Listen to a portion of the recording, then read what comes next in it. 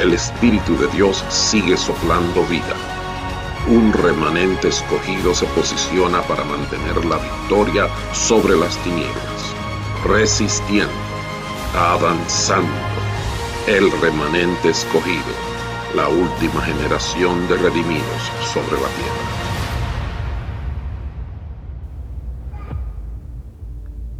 El título, que yo no suelo ponerle siempre título a las meditaciones, a las predicaciones, pero le he puesto una palabra radical. Diga una palabra radical. Una palabra radical. Y una palabra radical a veces ofensiva. Una palabra radical a veces produce alegría. Jesús en este pasaje, vamos a comenzar a leer desde el verso 48 del capítulo 6 de Juan. Verso 48. Él dice: yo soy el pan de vida.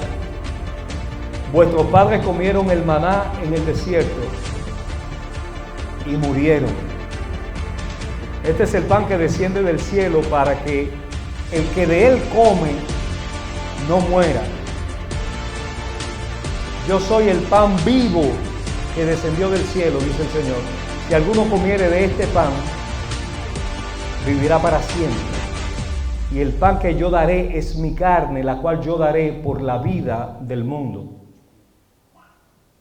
El versículo 52 nos da la reacción de parte del auditorio.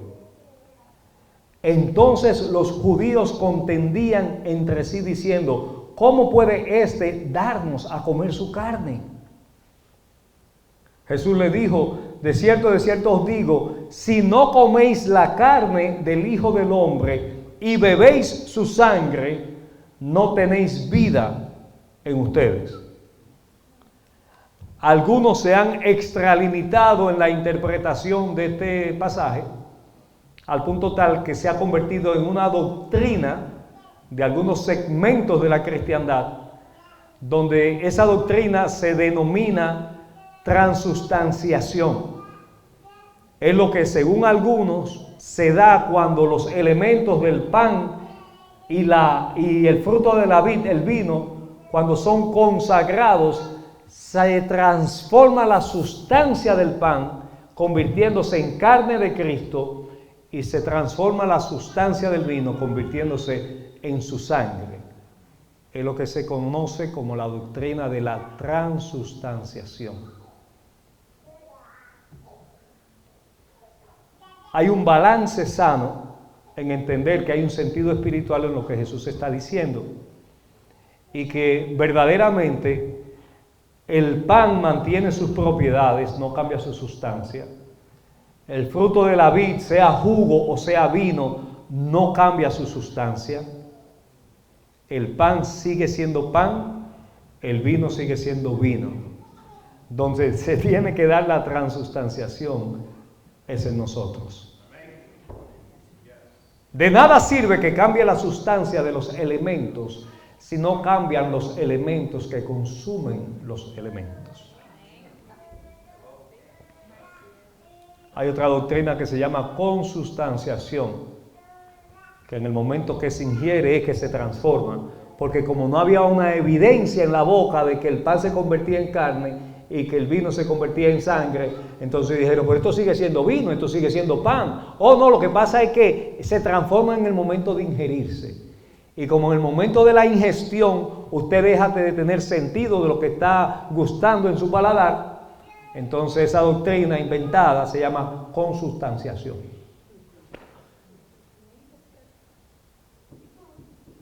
Nosotros entendemos que Jesús se está refiriendo literalmente al acto de sacrificio, pero figuradamente a lo que transmite espiritualmente su cuerpo y su sangre. Porque mi carne es verdadera, versículo 55, mi carne es verdadera comida y mi sangre es verdadera bebida. El que come mi carne y bebe mi sangre, en mí permanece y yo en él. Como me envió el Padre viviente y yo vivo por el Padre, asimismo el que me come, él también vivirá por mí. Este es el pan que descendió del cielo. Y vuelve, insiste por segunda vez, no como vuestros padres comieron el maná y murieron. El que come, cada vez que Jesús dice de este, se está poniendo la mano en el pecho. Véalo. Él no está señalando un pan fuera de él. Él está diciendo el que come de este pan vivirá eternamente. Versículo 60.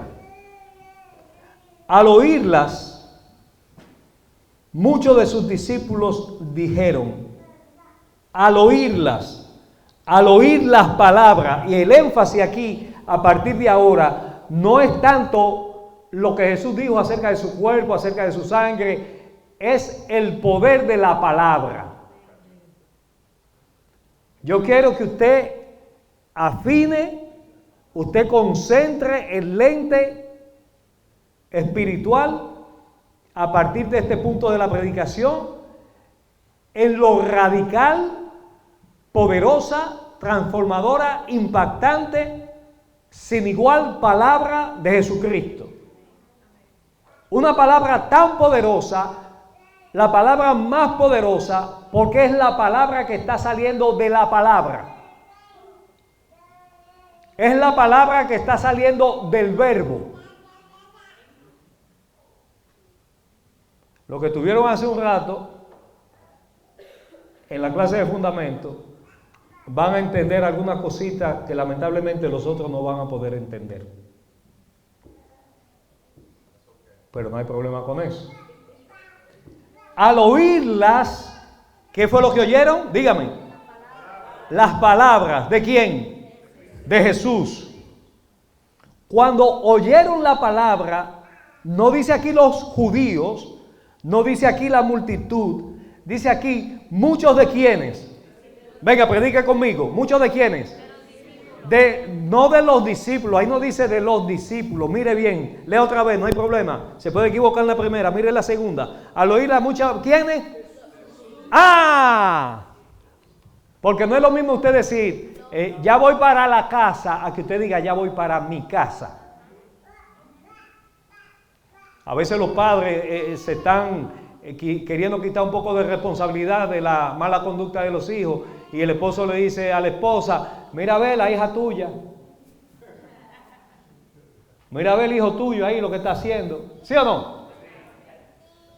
Entonces, el pronombre posesivo juega un rol hasta en los detalles gramaticales del contenido de la Biblia. Dice aquí, sus discípulos. Y dice muchos de sus discípulos, porque Jesús tenía 12 que llamó para estar con él, pero había una multitud de discípulos que le seguían a causa de lo que él manifestaba. ¿Está entendiendo eso? Siempre en la fiesta van a haber personas que usted invitó y van a llegar personas que usted no invitó.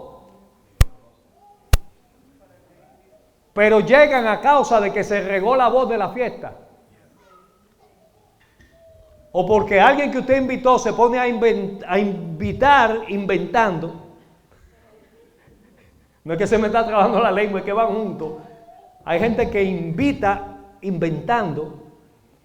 Y entonces traen gente invitada que el original anfitrión no invitó. Aún así, es importante que usted entienda que Jesús tenía 12 que él llamó para que estuvieran con él. Pero había más discípulos.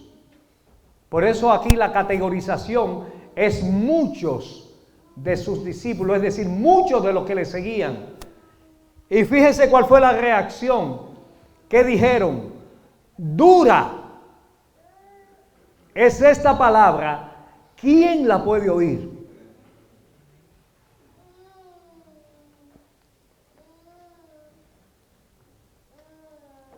Yo no lo hago intencionalmente,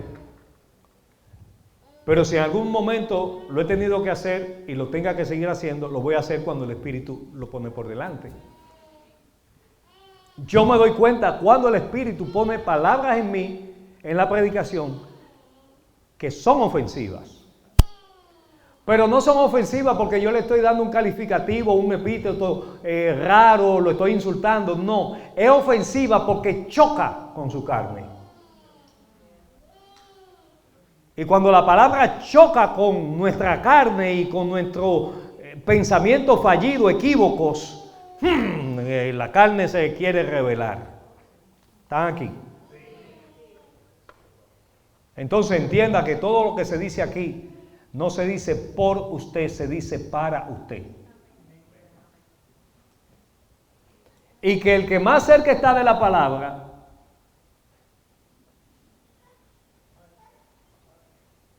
el que más cerca está de lo que se está leyendo, el primero que esta espada revisa esta alma, de la boca que está más cerca, lo que de aquí sale es de esta boca. ¿Qué le quiero decir con esto? Que la misma palabra al primero que interpela es al que la profiere. Por eso usted tiene que tener cuidado con lo que sale de su boca. Porque puede ser que usted con su palabra esté hiriendo, pero sin darse cuenta se está autoinquiriendo una herida. Infiriendo.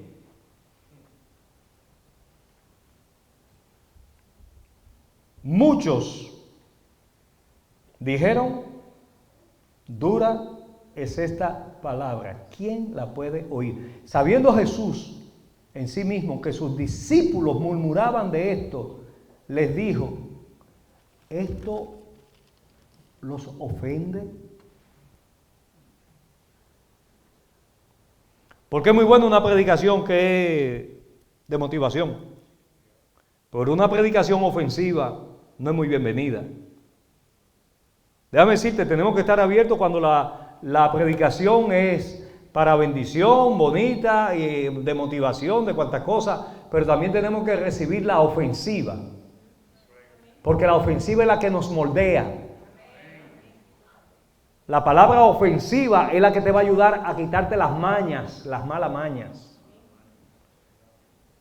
y a que cada vez te eleves y te parezca más al diseño que Dios tiene para tu vida.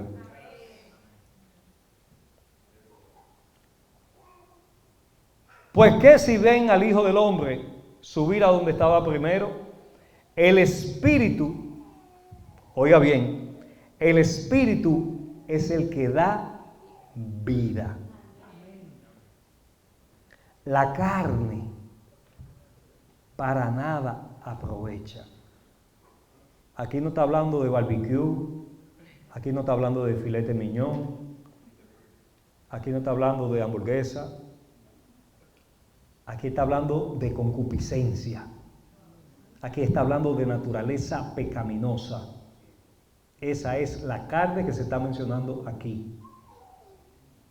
En el mundo espiritual, lo natural para nada aprovecha. Dice, las palabras que yo os he hablado son espíritu y son vida. Curiosamente, cuando meditaba en esta palabra, hubo un paralelismo casi automático que yo hice.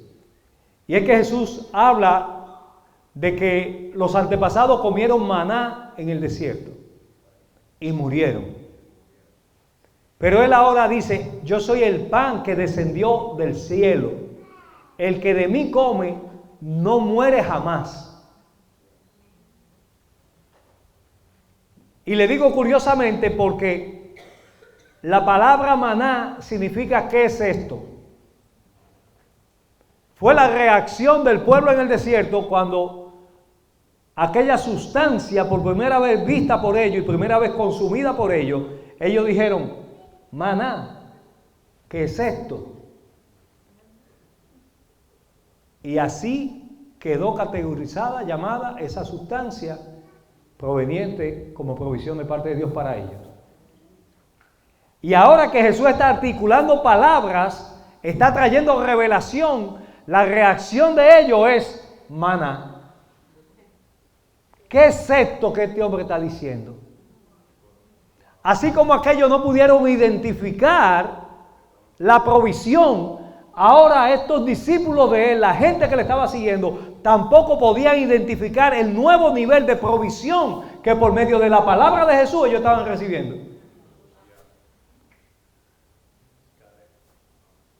Un paralelismo, una realidad de las reacciones tipificadas ya con los antepasados y Jesús queriendo romper para que ellos no cometieran el mismo error que cometieron los antepasados. Entonces usted crece en una cultura con una serie de maná que usted lo consume sin saber por qué lo está consumiendo.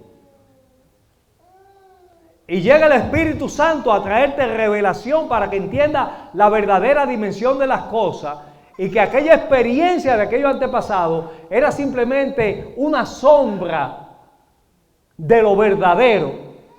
Y que ahora a ti te va a tocar heredar lo verdadero y tú seguir con los esquemas de tus antepasados que te transmitieron hasta genéticamente. Y que esté delante de ti encarnado el Verbo de Dios.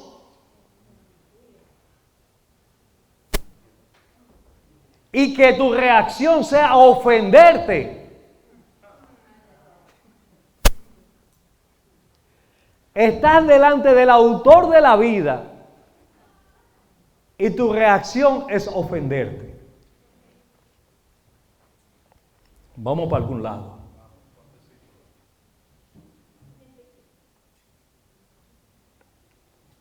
Cuando la palabra ofende, significa que hay un corazón que necesita ser sanado.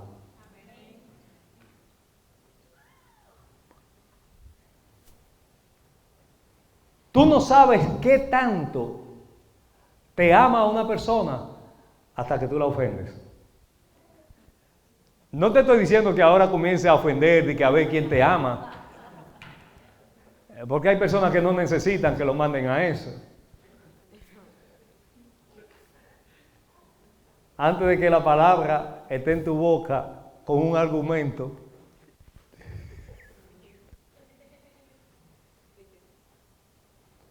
cuando usted ofende a alguien, consciente o inconscientemente, está metiéndose en un terreno de verificación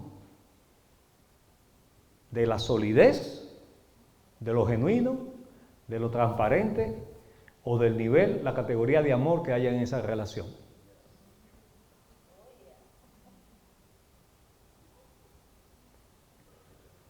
El ofendido que carece de un mínimo grado de amor, ante la ofensa se desaparece.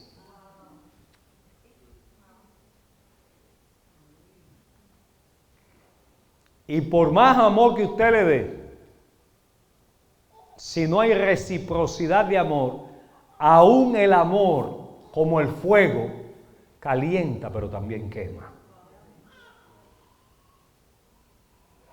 Preserva pero también consume. ¿Están aquí?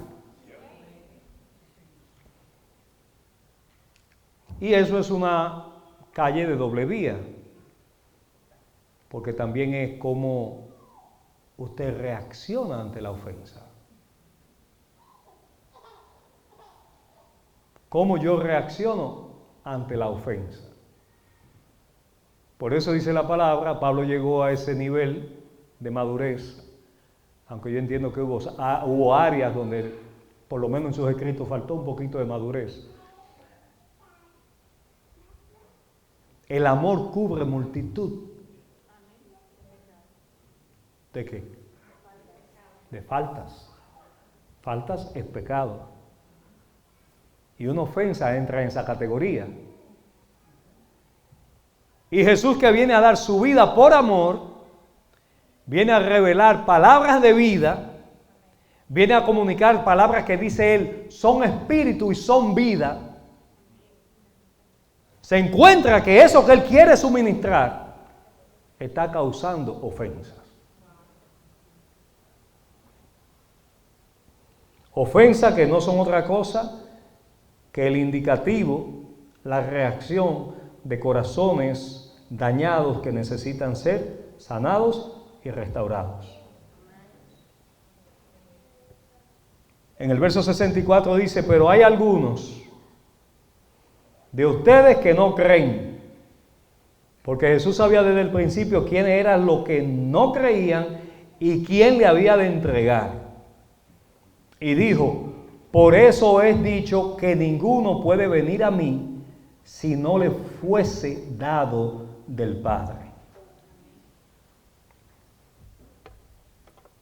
Y ahí entra asunto de genética. Si el Padre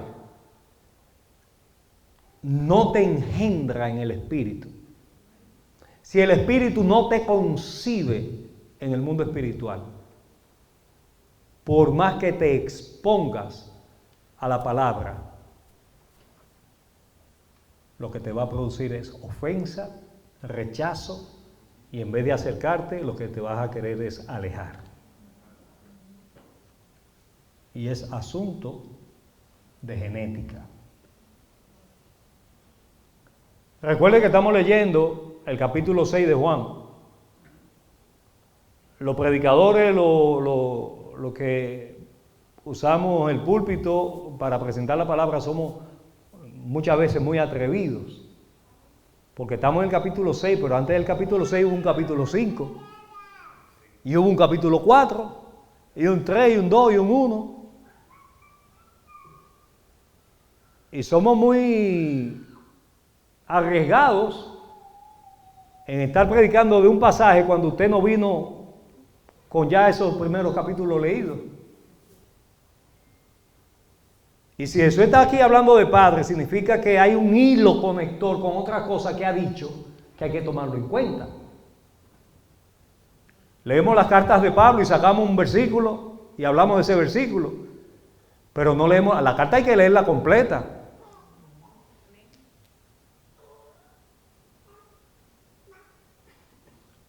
La novia estaba leyendo, abrió la carta del novio que estaba en la guerra, y su mirada se fue a un párrafo donde la carta decía, me estoy muriendo, y ella comenzó a dar gritos. No había leído la carta completa, pero ¿no le ha pasado que usted está leyendo algo y la vista se le va, como que se le adelanta? Y ella comenzó a dar gritos, se afligió, llamó a la mamá, lloró. ¿Pero qué más dice la carta? Dice, no sé, pero vi la parte que dice que me estoy muriendo. No, pero mi hija comienza a leerla completa. No, y ve mamá a leerla. Y mientras ella lloraba, la mamá le leía la carta. Y cuando llegó a ese punto, dice, me estoy muriendo por verte. ¿Cuántos van a la Biblia y salen con sentimientos contrarios a lo que el Espíritu quiso comunicar? ¿Se fueron o están todavía aquí? Le pregunto si se fueron porque usted puede estar aquí y está en otro sitio al mismo tiempo.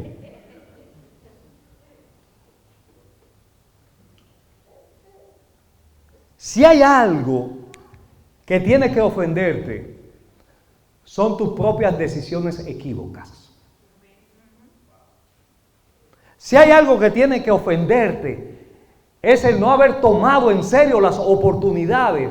No que ni que la vida me ha dado por... No, Dios, porque Dios es el dador de la vida. Cualquier cosa que se conecte con la vida, se conecta con el proveedor de la vida. Dios es el que te ha dado oportunidades. Y yo creo que seriamente cada uno de nosotros, si somos honestos con nosotros mismos, podemos hacer una lista de cosas ofensivas que nosotros mismos nos hemos autoproducido por razón de nuestras malas decisiones. ¿Y por qué no te ofende lo que tú mismo?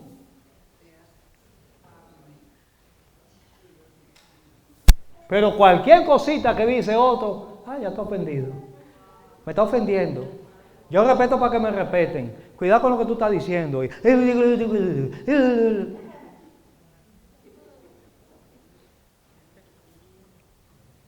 Oféndete. de cómo has ofendido a Dios, de cómo has ofendido tu propia integridad. No te ofendas con la palabra, porque la palabra lo que hace es que está buscando corazones para sanarlos, para restablecerlos, para bendecirlos, para darle vida, comunión.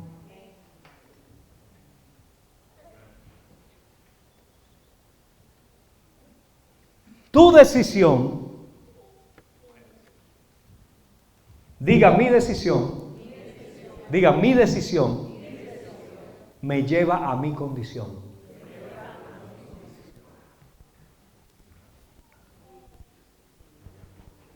Mi decisión me lleva a mi condición. ¿Sabe quién dijo eso? Lo han dicho mucho, pero eso lo acuñó el llamado hijo pródigo. Cuando un día en la charca, todo lleno de lodo, apestoso, tuvo esa revelación y dijo: mi condición es el resultado de mi decisión.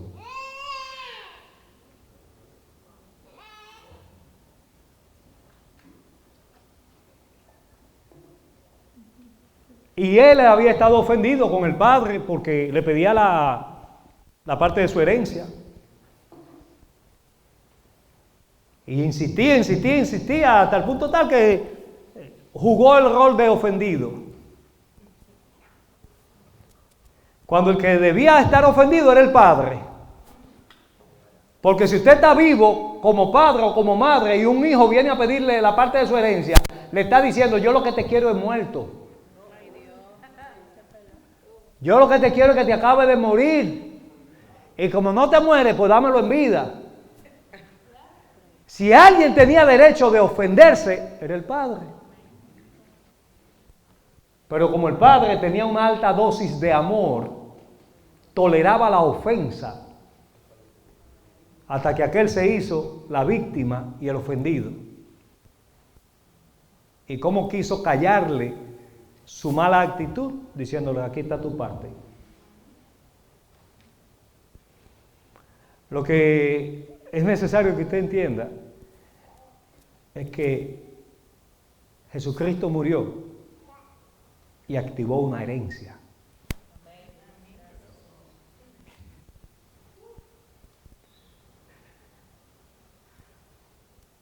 Y esa herencia tiene multiplicidad de manifestaciones en lo temporal, material, y también en lo temporal, espiritual, eterno.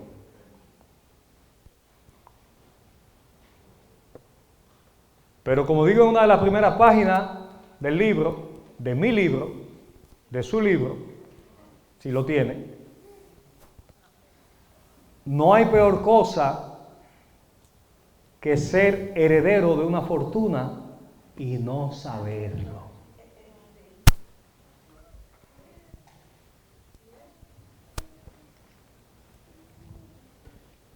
Tu decisión te lleva a tu condición.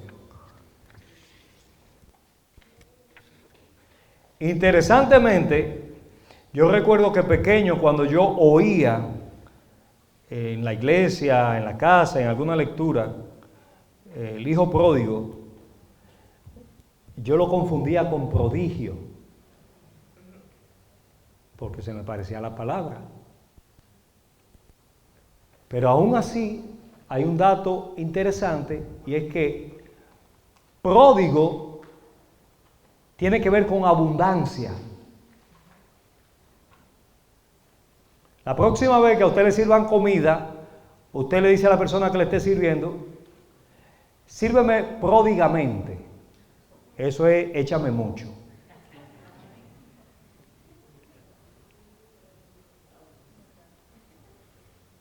Y también tiene una connotación, la palabra pródigo, de derrochar. Es decir, que puede haber una abundancia y hay una línea fina de que el dar pródigamente se constituya en un acto negativo.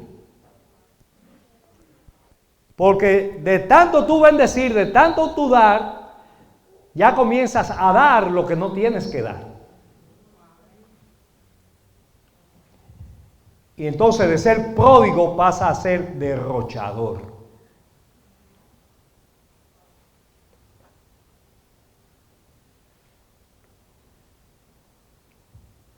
Por eso, yo le garantizo que tal vez en medio nuestro todavía hay alguien que cuando oía la parábola del hijo pródigo, pródigo lo asociaba con perdido. Y no, el énfasis no es que el hijo estaba perdido, aunque ese es un elemento de la parábola, pero el punto es que el tipo tenía una porción que con abundancia el Padre le dio. Porque si el Padre le hubiese dado una porción pequeña, la parábola no se llamara la del hijo pródigo, se llamaba la parábola del hijo en olla. Ahí perdí algunos. El Padre le dio una porción abundante que lo pone en la categoría de pródigo, de abundancia. En el momento que tú vienes a este mundo, Dios tiene que tomar un acto de responsabilidad por tu ser criatura.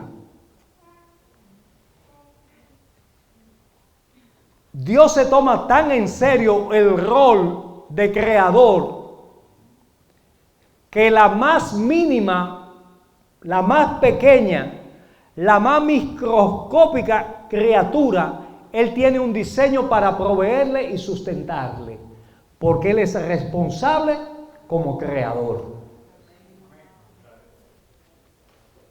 Por eso Él dice, las aves no siembran, no cosechan, pero tiene un creador responsable que les suministra el alimento. ¿Están aquí? Los lirios no tejen, no hilan, pero Él como creador está encargado de meter las especies vegetales en un proceso que Él diseñó, que se llama fotosíntesis. Diga fotosíntesis. Donde Él calculó en su diseño creador hasta el ángulo del sol, el ángulo del rayo, la intensidad del rayo, para que cada especie reaccione a ese diseño que responsablemente como creador Él lo puso en sitio para sustentar su creación. Esto se llama, la escuela de verano se llama monumental, exuberante, grandioso. Las definiciones se quedan cortas porque la naturaleza habla de un Dios perfecto, un Dios amoroso, un Dios responsable. Y desde que tú vienes a este mundo, tú vienes en categoría de criatura. Tú no vienes en categoría de hijo. Dios es responsable de ti como criatura. Ahora Dios dijo, y Juan lo escribe en su primer capítulo, que a los que creen en el nombre de Jesucristo, a los que creen en el Hijo de Dios, a los que creen a lo que Él vino, ¿por qué vino? ¿Para qué vino? Y confiesan con su boca que Él es el Señor, entonces usted pasa de categoría de criatura a categoría de hijo, de hija. A usted se le hace un upgrade. Y ahora Dios no va a ser solamente responsable de usted como criatura, ahora va a ser responsable de usted como padre.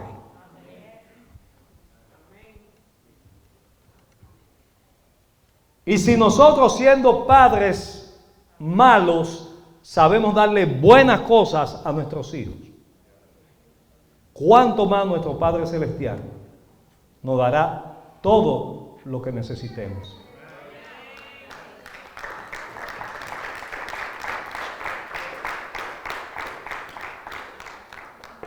una cosa es lo que usted quiere, una cosa es lo que yo quiero, y otra cosa diferente es lo que yo necesito. Milka, mi hija mayor, en una ocasión quería algo y me dijo, papi, que yo quiero esto, papi, que yo quiero, yo no, amor, tú no necesitas eso ahora, ¿no? Y él me dice, pero es que lo necesito. Creo que era una patineta, no me acuerdo lo que era. Un scooter, no me acuerdo lo que era.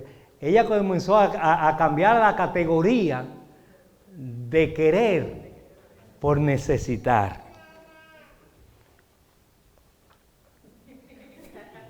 Torciéndome el brazo, porque ya no es un deseo, una necesidad. Y nosotros a veces, lamentablemente, venimos delante de Dios a pedirle cosas que queremos que no necesitamos. Y entienda que la que de verdad necesitamos, no hay ni que pedírselas.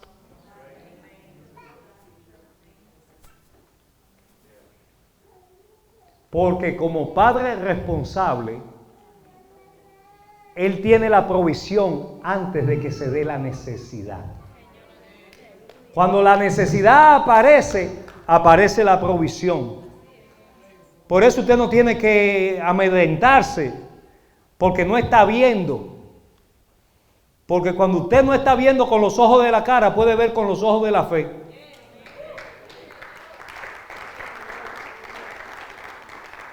¿A cuánto le ha pasado que usted pasa la tarjeta en el supermercado, en la farmacia, donde sean, y le dice, está declinada?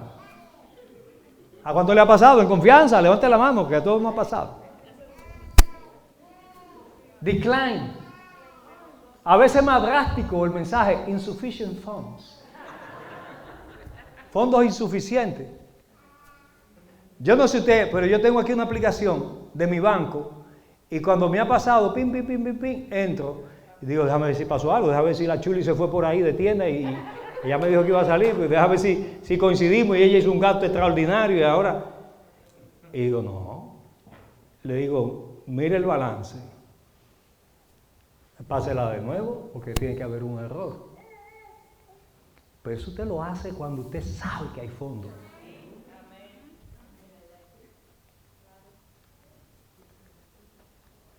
Porque si usted sabe que no hay fondo o que hay poco fondo, usted no tiene la aplicación, usted está llevando el balance en la mente.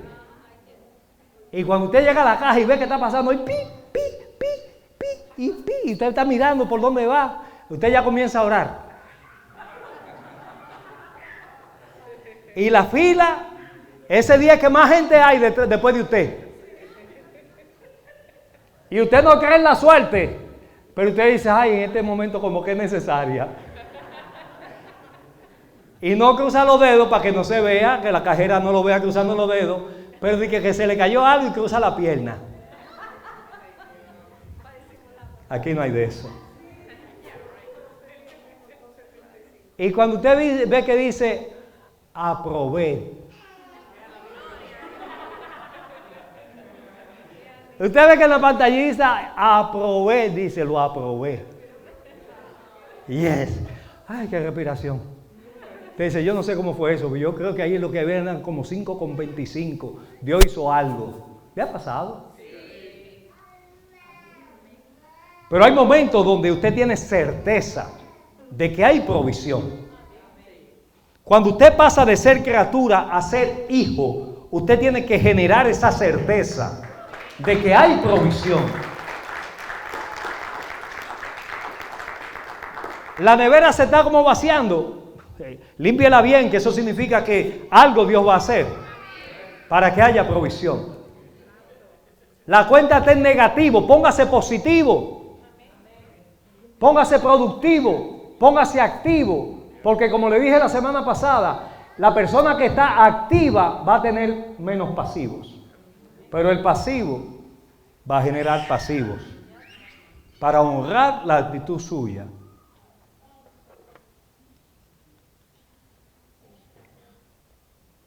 Cuando usted entró a este mundo, Dios le dio una porción de su herencia como criatura.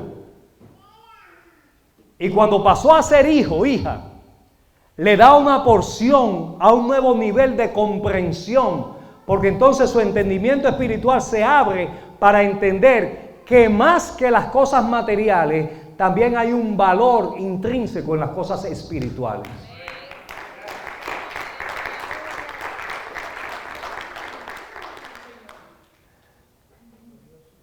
Que el más rico no es el que más tiene. El más rico es el que más disfruta con tener o sin tener.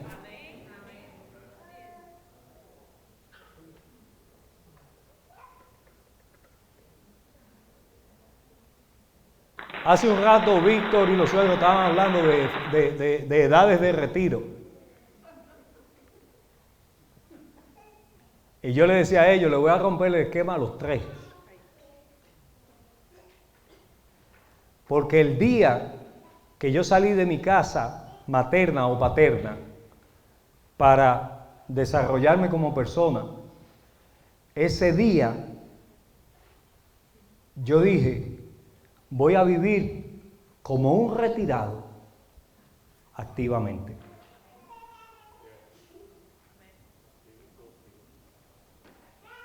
Y Víctor me dijo, oh, wow, pastor, eso está heavy. Nadie nunca me dijo eso. ¿Por qué? Porque usted fue formado. Usted funciona con lo que le metieron en el sistema operativo. Y nos metieron buenas cosas, pero también nos metieron muchos disparates. Con buenas intenciones, don't get me wrong.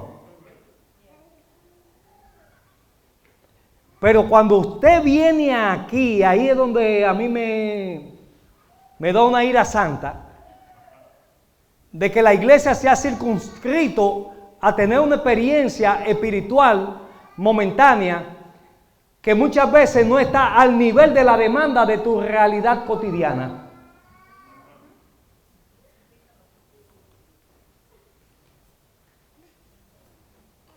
Lo que la iglesia recibe en una hora, en hora y media, en 2 horas, un domingo, si el diseño no es integral, tu vida en la semana se te va a desintegrar.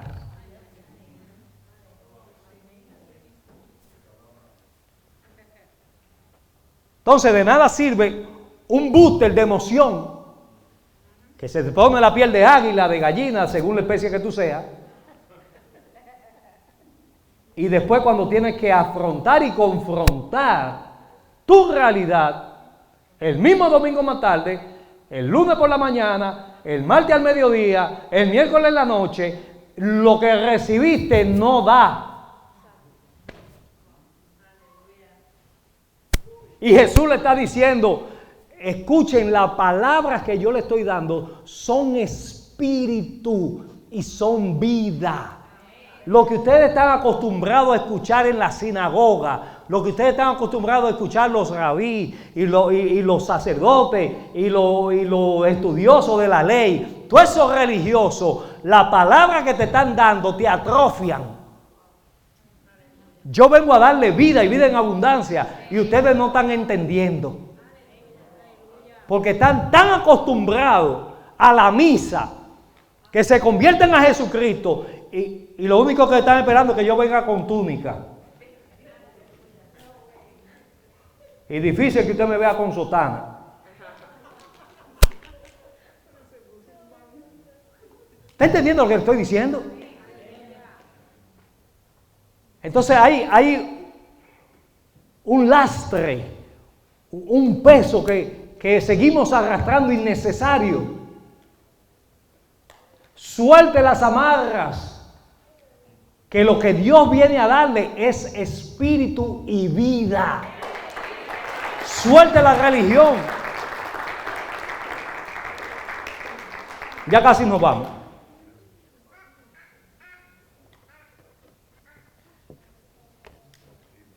Supuestamente hay un sinnúmero de inteligencias. Y yo tengo aquí en mis notas que encontré, como les decía el pasado jueves, típicamente nos remitimos a ver quién ha buscado lo que nosotros podemos buscar de forma directa con el espíritu de vida. Y entonces, este individuo, que se llama Howard Gardner, psicólogo y profesor de la Universidad de Harvard, publicó un estudio sobre capacidades cognitivas. Y entonces, en su estudio, él desarrolla lo que él llama 12 tipos de inteligencias. Está la inteligencia lógico-matemática, está la inteligencia lingüística y verbal, está la inteligencia espacial, que nada tiene que ver con los astros, sino como la percepción de los espacios. Está la inteligencia musical, la intrapersonal, que tiene que ver con el entendimiento de sus propias emociones, y también está entonces la interpersonal, que tiene que ver con la sensibilidad a percibir las emociones de los demás. Está la inteligencia kinestésica o corpórea, que tiene que ver cómo usar el cuerpo para expresar ideas y sentimientos. ¿Sabes que usan los bailarines, esa gente que tiene buena coordinación? Entonces también está la inteligencia naturalista, que tiene que ver con la sensibilidad a los ambientes naturales. Está la inteligencia creativa, que su nombre mismo lo sugiere. Está la inteligencia existencial, esa es la gente que es los individuos que analizan mucho la vida, la muerte, la existencia humana, eso, que son como medio filosófico. Está la inteligencia emocional, que últimamente se ha estado hablando mucho. Tú tienes inteligencia emocional, porque vivimos en una cultura global que hasta los términos se ponen de moda.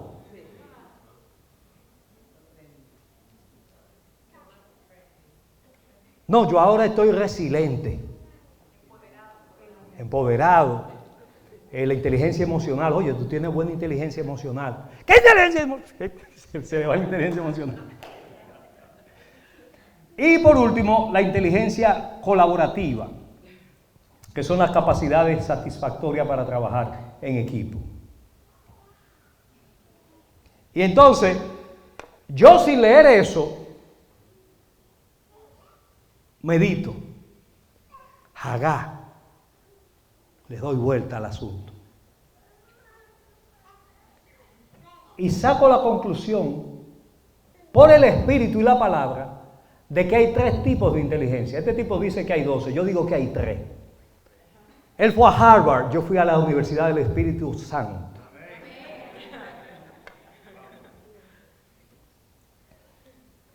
Él tiene un PhD, yo tengo un DVD. Y tengo un MP3, que pongo MP4 a veces. 3 inteligencias. La inteligencia cognitiva, ahí coincidimos, que es el método tradicional de conocimiento. Todo lo que usted conoce es cognitivo. Todo lo que aprendió en la escuela, todo lo que le enseñaron en su casa, ese amplio conocimiento. La segunda inteligencia, la inteligencia de las emociones, del mundo de las emociones. Pero hay otra inteligencia que yo me lo voy a llevar conmigo a comer y con mi esposa y los suegros. Si usted honestamente me dice que usted sabía de esa inteligencia. Y es la inteligencia espiritual.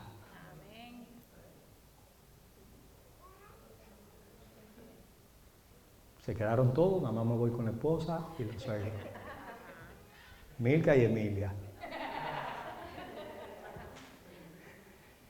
Inteligencia espiritual. Y yo digo, ¿cómo? Porque el Espíritu me sorprendió con esa. Y me dice, sí, inteligencia espiritual es lo que Pablo llamó la mente de Cristo.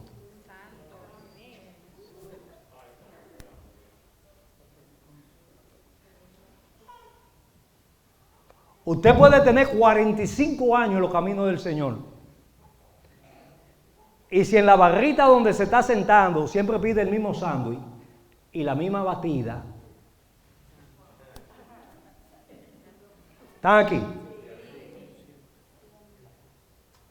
Es más, hasta la taza donde usted se toma el café, usted tiene la misma esquinita por donde siempre le pega la boca. Porque si se la toma al revés la taza, el café no le sabe igual.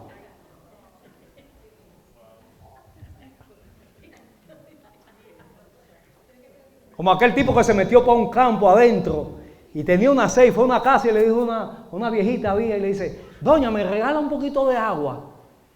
Le dice, ay, mi hijo, lo único que yo nada más tengo un vaso que es el mío, pero yo te doy si tú quieres agua.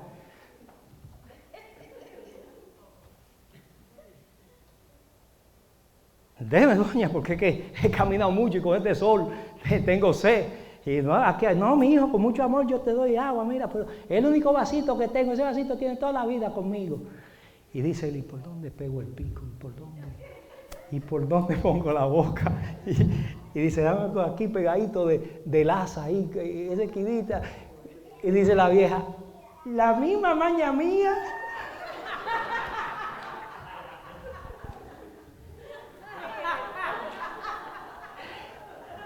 ¡Qué coincidencia! Tú tienes la misma maña mía.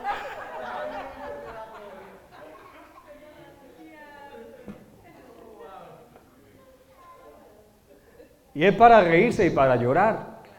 A veces en el mundo de la fe tenemos mañas. Oramos del mismo lado, por el mismo sitio, por la misma cosa. Deje que rompa Dios sus esquemas. Haga algo diferente. Ore por algo que nunca había orado. Espere algo de parte de Dios que sea nuevo en su vida. Incursione a desarrollar su inteligencia espiritual.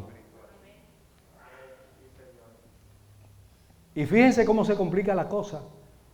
Que el Espíritu me dice, hay gente dentro de las iglesias, hay incluso predicadores, pastores, que quieren funcionar en el mundo espiritual con la inteligencia cognitiva. Y citan escritura, y citan a Flavio Josefo, y citan a Lutero, y citan qué pasó en la historia de la iglesia, y citan, y citan, y citan, y no tienen una cita con el Espíritu de vida. Muy inteligente, brillante, con una apariencia impecable, con una dicción correcta, pero con cero inteligencia espiritual. Y me dice, no se queda ahí, vete a la otra, porque también hay iglesias donde quieren funcionar con lo espiritual, metiendo el énfasis en lo emocional.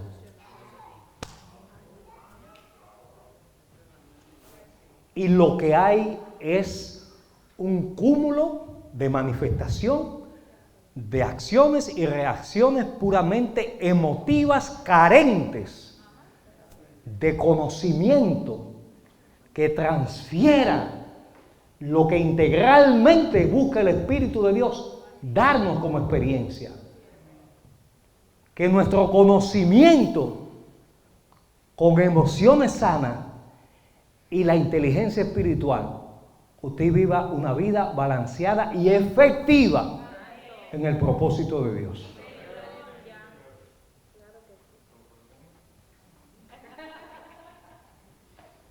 Es un buen punto, sí, para cerrar, tiene razón. Si quiero, yo tengo más cosas, pues lo dejamos para otro día.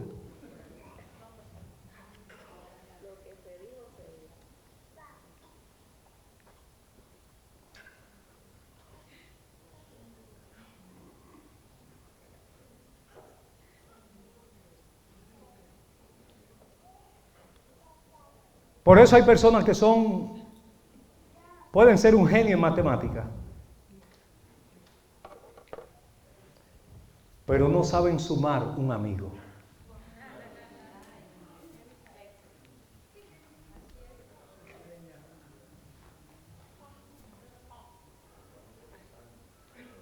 Puede ser una eminencia en la biología y no sabe cómo multiplicar buenas relaciones. ¿Está entendiendo lo que le estoy diciendo? Entonces, hay momentos donde usted tiene que funcionar con su inteligencia cognitiva, humana, natural.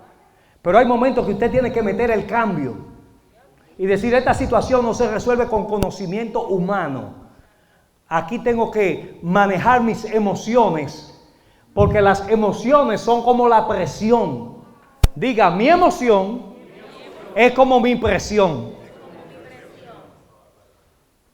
Usted y yo necesitamos presiones en la vida para funcionar. Pero las presiones tienen que estar en su justa medida. Si usted le mete más presión de la que dice el neumático, la goma, el tubo, va a explotar. Pero la goma necesita presión de aire, porque si no el consumo del combustible se va a incrementar, la goma se va a desgastar. Las presiones son buenas. Dígale a alguien que esté cerca de usted, sigue cogiendo presión. Dígale, pero no te explote.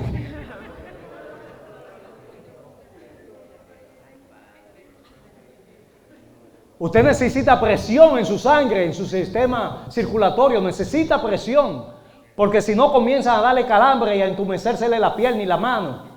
Necesita presión.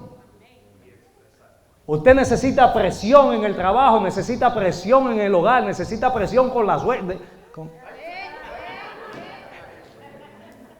Dios pone en su diseño sanamente hasta personas que nos causan presión. Pero si usted no sabe manejar la presión, va a terminar explotado. No explotado, no. Explotado, porque el explotado todavía le quedan cosas sin explotar.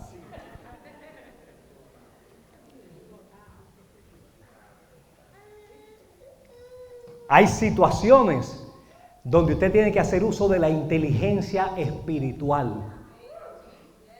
Entonces no espere poder resolver una situación espiritual con conocimiento. No, porque a mí me dijeron, a mí me enseñaron, y mi mamá me dijo, y mi abuelita me aconsejó, y usted está queriendo utilizar inteligencia natural, cognitiva, aún sus propias emociones. Usted piensa que por subir la voz va a ganar el argumento. Dicho sea de paso, recientemente el Espíritu me decía, no siempre hay que dar la razón, no siempre hay que tenerla. A veces puede ser compartida. ¿Sí o no? Está bonita esa, ¿verdad? ¿Sabe qué? Tú tienes la razón y yo también vamos a compartirla. Pero no, hay algo en el corazón. Yo la tengo. Me la dio. Y el ego se sube. Y hay quienes piensan que por subir la voz o explotar con sus emociones van a encontrar la razón de su lado, van a ganar el argumento, van a hacerse sentir autoridad. ¿Aquí mando yo en esta casa? ¿Podrás vociferar con un autoparlante con 20,000 bocinas y 2 subwoofers? Y si no estás transfiriendo, inspirando la autoridad, por más que grite, no la tienes. Es como el que está discutiendo, piensa que por subir la voz el argumento va a agarrar fuerza. Es el diseño de predicadores que piensan que por vocear mucho lo que están diciendo de la Biblia va a agarrar fuerza. ¿Están aquí? Y usted dice, pero que tengo el oído explotado, ni entiendo lo que está diciendo. Porque el hermanito sabe en su interior que sus argumentos son palabras de sabiduría humana y tiene que hacer uso del griterío. Usted lo que está asustando a la gente, usted no le está suministrando nada. Hay momentos sí para subir la voz en su justa medida, para dar un énfasis sobre algo.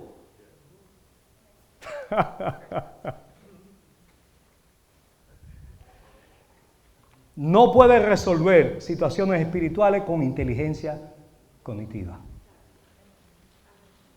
Usted tiene que decir, esta situación es espiritual. Aquí tengo que usar la mente de Cristo. Aquí tengo que torear esta cuestión. Veo el enemigo queriendo meterse. Estoy discerniendo unas actitudes extrañas. Esto lo tengo que poner en oración. Ahí usted está funcionando con la mente de Cristo. Pero usted se pone, mira, ese desgraciado va a saber quién soy yo. Ajá, eso es. Ahí es que estamos. A eso es lo que va. Pues ya tú vas a ver. Más para adelante vive gente. Pues tú vas a saber quién soy yo. Vas a saber. Y ahí está. Ahí no está con la mente de Cristo. Ahí está con la mente del diablo.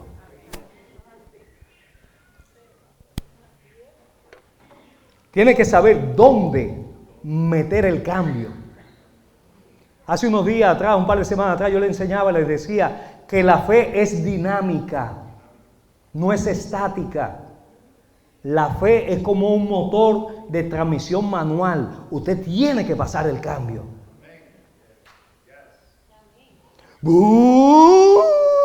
Pasa el cambio, pasa el cambio.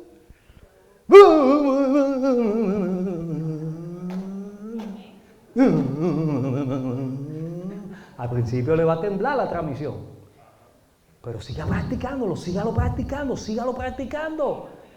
Que usted va a llegar a un punto que va a estar conduciendo un vehículo de cambio como si fuera automático. Y hasta que usted no llegue a una vida en el Espíritu, una relación con Dios, un fluir en el mundo de Dios con la palabra y el Espíritu, que ya usted toma decisiones automáticas pero intencionalmente, porque se ha ejercitado. Y siguiendo en esa analogía, yo recuerdo un amigo de mi temprana juventud que se le dañó la transmisión del vehículo como a media hora en una playa, como a media hora de donde vivíamos. Se le dañó la transmisión. Solamente cogía un cambio. Reversa.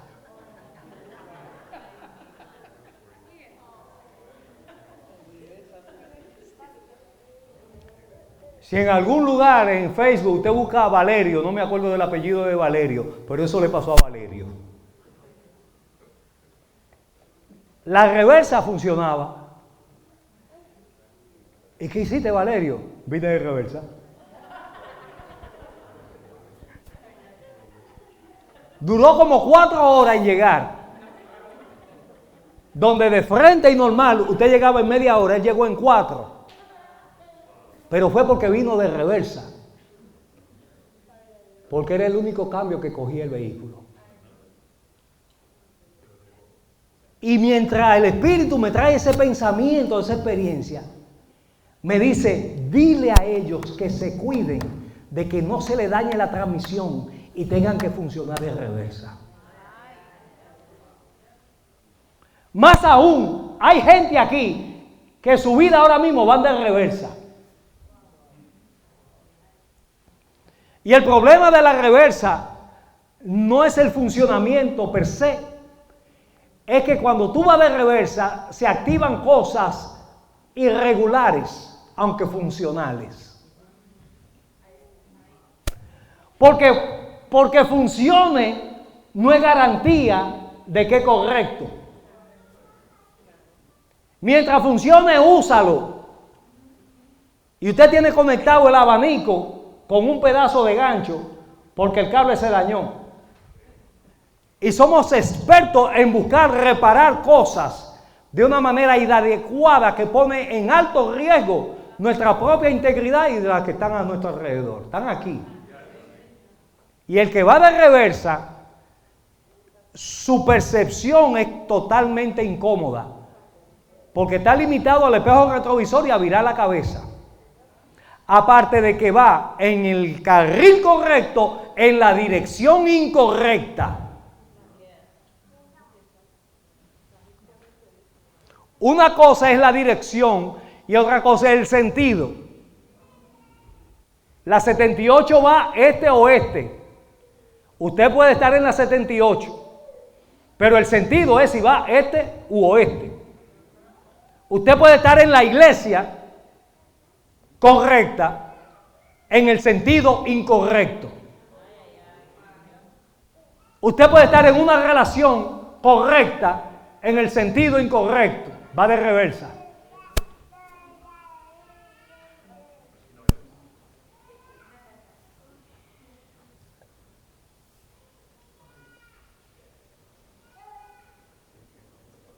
Por consecuencia, el que va de reversa incrementa la posibilidad de accidentes. Todo por un problema de transmisión.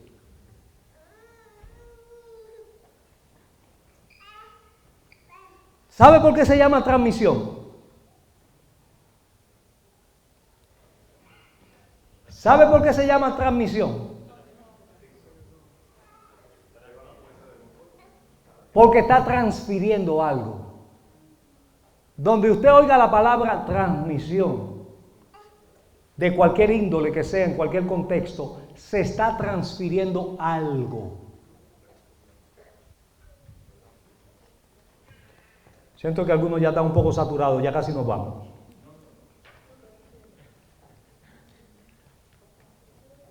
Se llama transmisión porque primero transfiere algo. Donde hay transmisión, hay transferencia de algo. Segundo, se llama transmisión, oiga bien, que el castellano es un lenguaje muy revelador.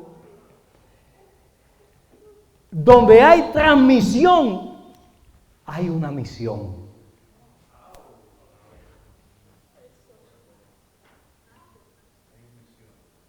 Misión, ¿lo ve? Transmisión. Donde hay una transmisión, hay una misión, hay un objetivo, hay algo que llevar a cabo, hay algo que producir, hay algo que lograr. Ay, Señor, por lo menos 3 que estén entusiasmados con esta palabra, Padre. Están todos están como, no sé, o están atragantados o ya se llenaron.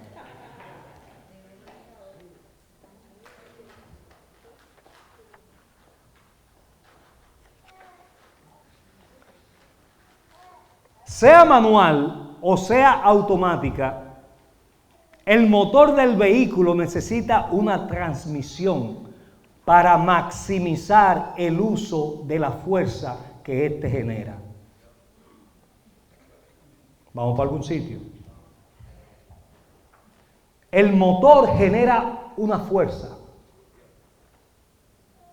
pero él necesita algo que transfiera esa fuerza. Y ahí aparece la transmisión.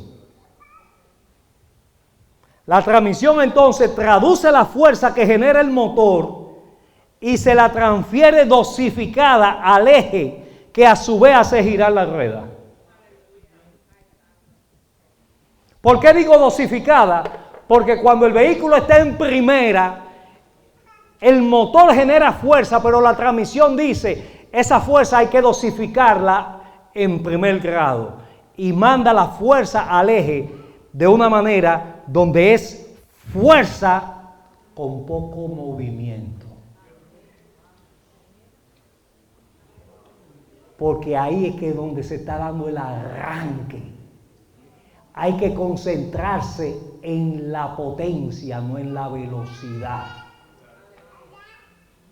Y mientras más alto es el cambio, más la concentración va cambiando de fuerza a velocidad.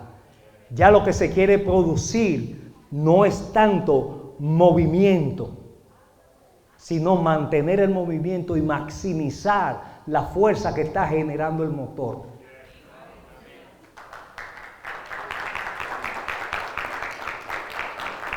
Por eso los cambios altos son suaves, porque se usan a alta velocidad.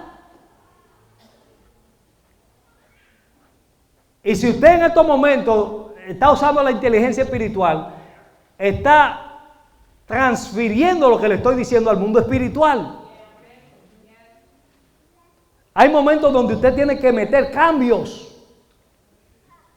Pero lamentablemente, si usted no aprende a usar la inteligencia espiritual, a utilizar la mente de Cristo para discernir que esa es la mente que tiene que gobernar las otras dos, su inteligencia emocional y su inteligencia cognitiva, tienen que estar supeditada, esclavizada, dirigida, monitoreada por su inteligencia superior, que es la espiritual. Usted no puede tomar decisiones emotivas o conscientes desligadas de la influencia de la mente de Cristo. Por eso entonces hay llamados cristianos, evangélicos, pentecostales, adventistas y una que funcionan en la iglesia de una manera, funcionan en sus decisiones personales de otra. Dicen, no, es que esta decisión no tiene que ver nada con iglesia, esta decisión no tiene que ver nada con Dios. Al punto tal que a veces hasta tienen 2 cuentas en Facebook.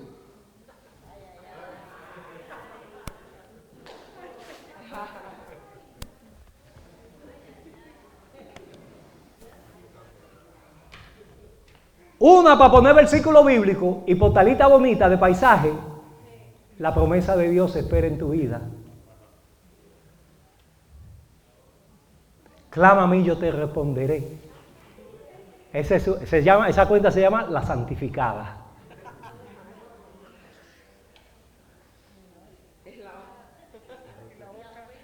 Y en la otra usted sabrá.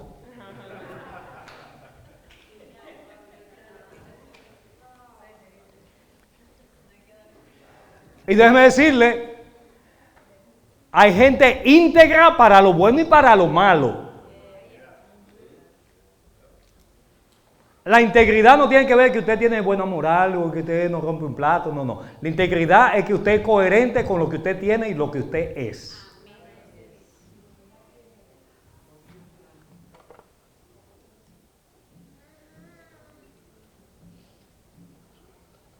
La transmisión traduce la fuerza del motor y la transfiere al eje para producir movimiento.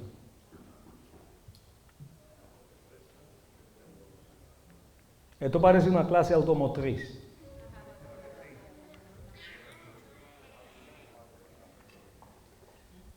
Hay lo que en el vehículo se llama la tracción. Diga tracción. No atracción, no, tracción. La tracción en el vehículo puede ser delantera, puede ser trasera o puede ser completa. Obviamente cuando la tracción es delantera, entonces significa que la fuerza del motor se transfiere al eje de movimiento de las ruedas de adelante. Cuando el vehículo es de tracción trasera, la transferencia es hacia el eje trasero, como su nombre lo indica. Si usted no ha conducido un vehículo de tracción trasera, arrepiéntase. Usted no sabe lo que es conducir un vehículo hasta que no conduce un vehículo de tracción trasera. El de delantera da una experiencia diferente. Y en eso el Espíritu me dice, hay creyentes de tracción delantera. Son los que siempre se le quieren ir adelante a Dios. Son los que, dice la palabra, les gustaban los primeros sitios. Son los que les gusta el reconocimiento. Son los que oran primero por ellos y después que se cansan de orar por ellos, si le queda un chin de saliva, oran por alguien más. Están los de tracción trasera. Siempre oran después que el palo está dado. Siempre son late reaction. Tienen reacciones tardías. Se dan cuenta de la situación de último y son los que están orando de último y funcionan de último. No solamente tiene que ver con oración, tiene que ver con cómo funcionar. Y hay un grupo reducido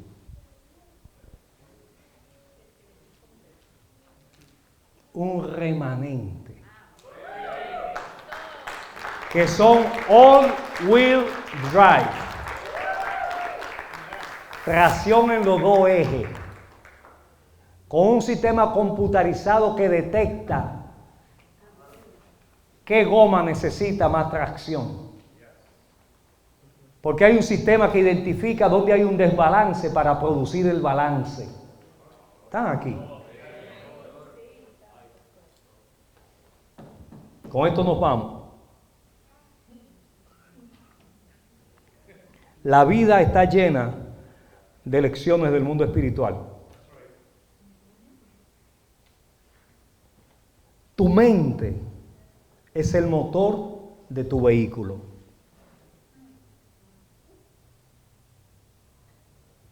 Y necesita tu motor combustible. Porque sin combustible no hay combustión. Y sin combustión no hay explosión. Y sin explosión no hay movimiento. Entonces tu mente, tu motor, necesitas el combustible que es la palabra de Dios para que tu fe, que es la transmisión, genere movimiento a tus decisiones y acciones y así puedas llegar a tu destino profético.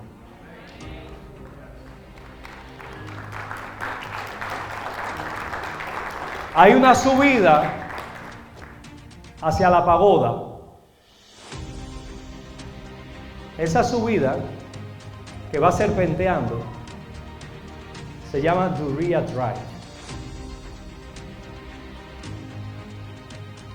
Se llama Duryea Drive porque Charles Duryea, a finales de los 1800, fue un individuo que junto a su hermano hicieron el primer motor de gasolina aquí en los Estados Unidos. Y en los 1900 Charles se mudó a Reading, Pensilvania, con la idea de desarrollar el mundo automotriz y los diseños de vehículos que él tenía. No le fue como él pensaba. Pero en esa subida, si usted ha subido a la pagoda, él utilizaba esa cuesta para probar los vehículos. Porque el primer concepto de transmisión se probó en esa montaña. Si el vehículo no subía hasta arriba, ese vehículo lo llevaban, dice la historia, lo llevaban al shop, al taller, a hacer los ajustes necesarios porque no había pasado la prueba.